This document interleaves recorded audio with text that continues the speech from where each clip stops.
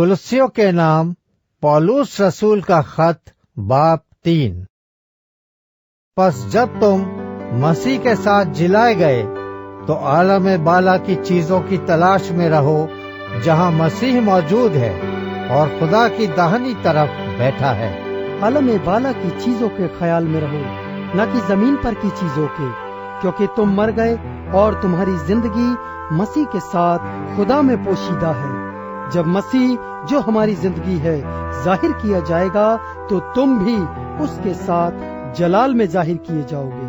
बस अपने उन अज़्ज़ा को मुर्दा करो जो जमीन पर हैं, यानी हरामकारी और नापाकी और शहवत और बुरी ख्वाहिश और लालच को, जो बुत परस्ती के बराबर है, कि उन्हीं के सबब से खुदा का गजब नाफरमानी के फर्जंदों पर नाजिल होता है।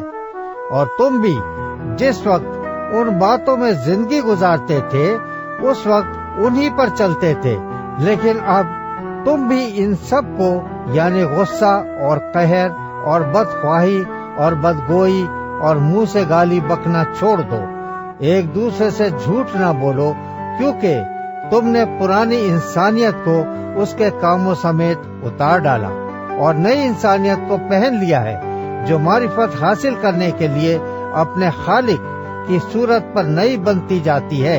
वहाँ ना यूनानी रहा, ना यहूदी, ना खतना, ना नामख्तूनी, ना वहशी, ना सुकूती, ना गुलाम, ना आजाद, सिर्फ मसीह सब कुछ और सब में है।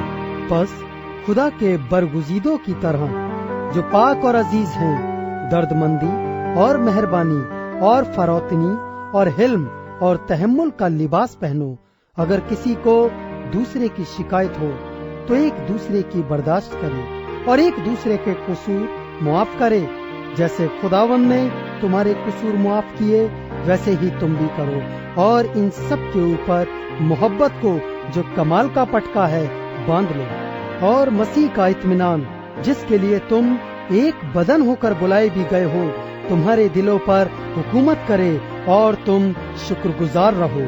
मसीह के कलाम को अपने दिलों में कसरत से बसने दो और कमाल दानाई से आपस में तालीम और नसीहत करो और अपने दिलों में फजल के साथ खुदा के लिए मज़ामीर और गीत और रूहानी गजलें गाओ।